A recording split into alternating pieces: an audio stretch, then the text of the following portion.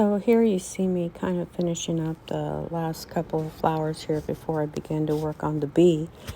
And I don't know if I told you in the other tutorial, but the mixture for the flowers is just straight magenta with like 20 drops magenta with a couple drops of red violet. And then, of course, the amount you spray, you want to keep building until you darken it and darken it. And then for the darker areas, I just use straight violet. And then for the blue that you see on the little flower down below, I used a little bit of cerulean blue, and there wasn't any kind of mixture in that. I just kind of sprayed it lightly and then made, because the flowers themselves, they're out of focus, and they're supposed to appear out of focus until the front two are more in focus. So I'm trying for a fuzzy look, and the bee is more in focus with the two main flowers in the front there. And the background that I'm going to be laying on the bee is going to be, I'm just going to start with sienna, because it basically is like the background color, I guess you could say, of the bee, and then we'll add some grays and blacks, and then maybe a hint of blue here and there. But I am using my Takumi and having problems with it. I'm using my Faber-Castell eraser, and one end is a aggressive eraser and the other end is a softer eraser to erase out some highlights and get some striking, I don't know, highlights here and there. And then I use also a German tool called Etc. 264 Germany, and what that is it's a fiber pencil. Now you can find this on Amazon, and it has little fibers in it that will allow you to scratch out some really fine hair or fuzz. Like the bee is going to have some hair, I don't know if you'd call it hair, but little fuzzy hairs around it and things, and it will just allow for different shapes here and there. And also, if you use it light enough, you can kind of go around the edge of like the flowers. As you could see, that was quite a striking cutout there. I mean, it's really clear that there is a line. You can see the line. So to get it to look a little blurred, you can take that fiber pencil and kind of lightly go around the line, and it makes it appear a little fuzzy. There's ways that you can get around that striking cutout, but also if I were to use the paper, which is what most people do nowadays, because you don't want it to be so striking. You want it to look more blurred, because if you look at our face, like the side of a human's face, it's not like a straight sharp line. There's a little bit of a, what do you want to call it, orifice or whatever around her face. So you don't want things to be so crisp and sharp like you would on a lettering, or like even on a flower. I mean, if you're looking at it close up, it's got a sharpness to it, but things that are organic, I guess you could say, they don't. But anyway, this is the little pencil I told you that I use. It looks like eraser on the end, but it's not. It's little fibers that are meshed together that give you different ways of pulling out those hairs. And I use a couple different things. I use that, and I will use my eraser, my Mars eraser, and I will use X-Acto knife. There's just different ways. And this is building up. You want to build up your colors, erase out and scratch out build up your color, erase out, and scratch out. That's where you get the different levels of the hair on the bee coming out. And I kind of wanted this to be a really good piece because my daddy, he used to raise bees and the honeycomb and all that, and he was a crazy guy because he was allergic to bees, but he would raise them, and he was so used to the bees that they would not sting him, and he only wore a net over his face. He didn't wear any other protective material because he just wanted to keep from swatting them from his face. You know, as you get a gnat in front of you, you always want to swat it.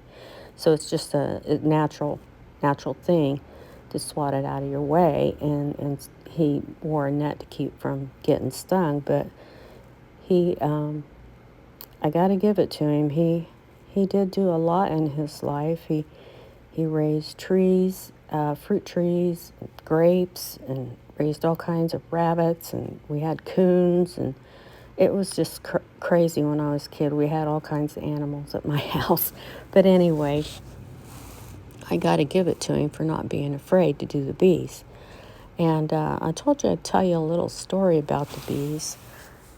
Did you know that in Hebrew, the word Deborah means bee?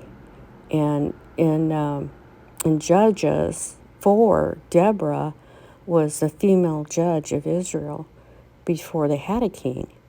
And she was a powerhouse woman, and she famously led the Israelites to defeat the Canaanites. And her and another lady,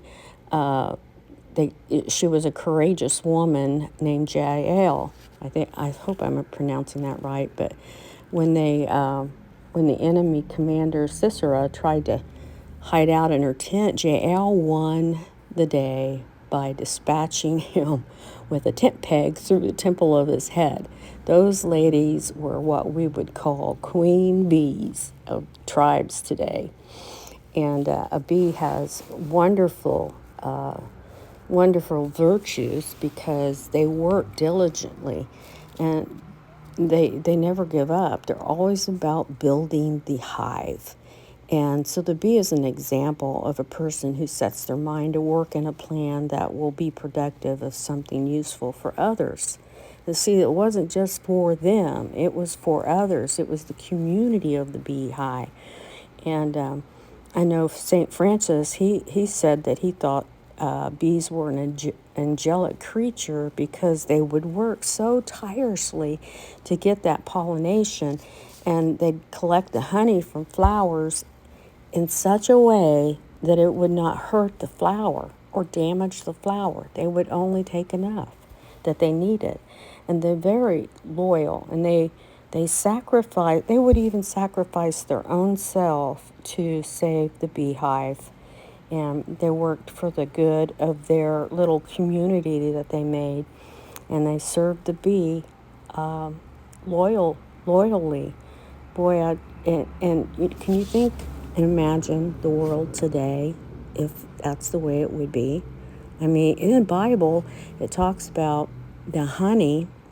John the Baptist ate locusts and wild honey, and honey was considered a very good food with bread because it brought strength to them when they were like tired and stuff. It wasn't uncommon for them to go out and just eat the whole honeycomb to get nourishment for their body.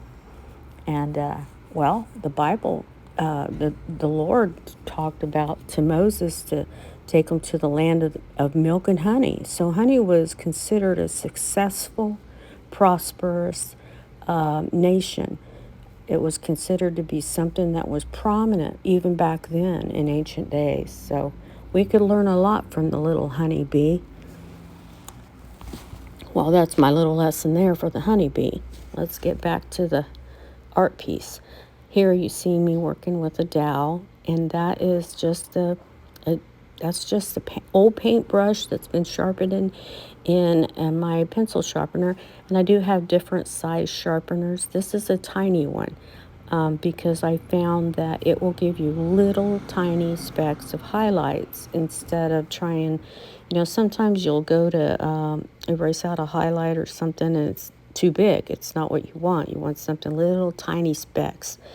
And the tinier the dowel, the tinier you can get those little highlights. And you probably can't see a lot of what I'm doing in there with it, but that will tell you some.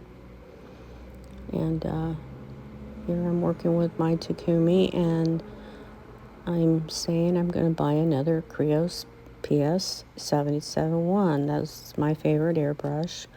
I haven't tried a Sotar. I hear they're pretty good.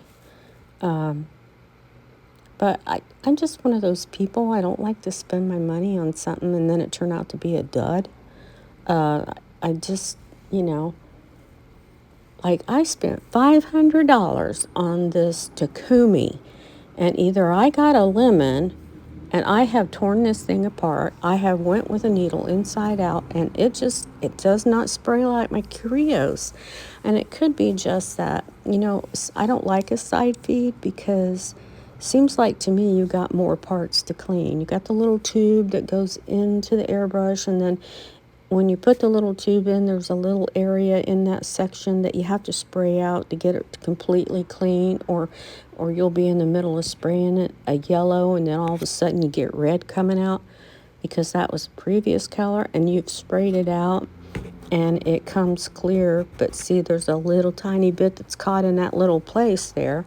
So I guess I just don't like a side feed because to me it doesn't make sense. To me, the paint needs to be coming down right into where the needle's coming out. Why would you want it to come in and curve? It just don't make sense to me. But I'm a simple person, so it does have a really fine line, but I can get that with a Krios, and it's a 0.18 millimeter, just like the Takumi is. And I can get two of those for the price of one of these. So I guess it's all in what you like. It seems to have maybe I don't know how to explain it. I guess the only way I could explain it, a softer spray. Does that make any sense? Than the other, just a tiny bit softer than the other. And same air pressure, same mixture, but I can tell it sprays a little softer, and that doesn't even make sense to me coming out, but I don't know how else to explain it. But hey, to each his own. Now, I know this looks black in the picture, but there are different hues here of the grays and darker set of the black. And it's best when you do black to mix in some violet with it or a really dark blue because it doesn't make it look so flat. Black will take away from your photo every time if you don't give it a color. And the best way to do that is I've found with a really dark violet or a really like midnight blue, and just add the black to the other color. On this one, I'm using a little bit of violet in there, and you'll probably be able to pick it out when I upload the final piece, which will be part 4, I think, of this. And I'm sorry there's so many parts, but I can't paint that fast and upload and cut the videos out because I don't have that much storage on my phone. So this is why there's so many parts to it. But anyway, if you're painting along with me, it will give you the steps. And of course, you didn't see a lot of the flowers, but I gave you the mixture, magenta illustration, Cretex illustration, with 2 drops of red violet, sorry.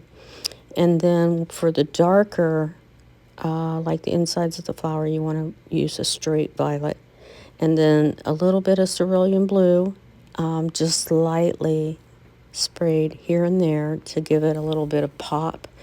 Now these flowers are a little bit pinker than the ones in the photo because I like pink lilacs more than I do the purple violet ones. So that's why you got that. But when you're, if you want to match your color, of course, I showed you on the other video, you punch a hole out in a piece of paper and you match your color on the glossy photo printout, not the regular paper printout, the glossy photo one, because that's going to give you a more accurate color if you're matching it off the iPhone, or not iPhone, but your iPad or, computer, whatever. You do the same thing. You match it off the color there. And you have to take into consideration that a lot of iPads or whatever depends on how you have your color settings on that iPad. You get the RGB color setting if it's a 8 or if it's a 16 or if it's higher than that. A lot of that will depend on that also. So just do the best you can and the closest you can, and they're realistic.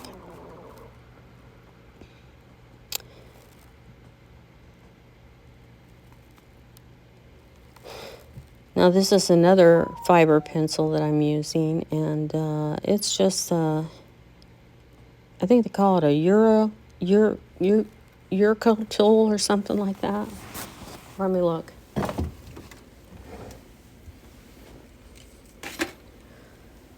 It is called a EURC tool, Germany. I don't know if there's a size on here because there's paint all over it. So, but it's, the black one to me is a little softer. So I don't know if there's a difference in that, but the black one is, it says it's a Excelta 264 Germany. And I seem to use it a little more than I do the red one. I don't know why. There is a slight difference. There's a bigger Dell. Thank you for watching. Come back for the final piece. Hallelujah. Glory to God. Getting ready to get this done.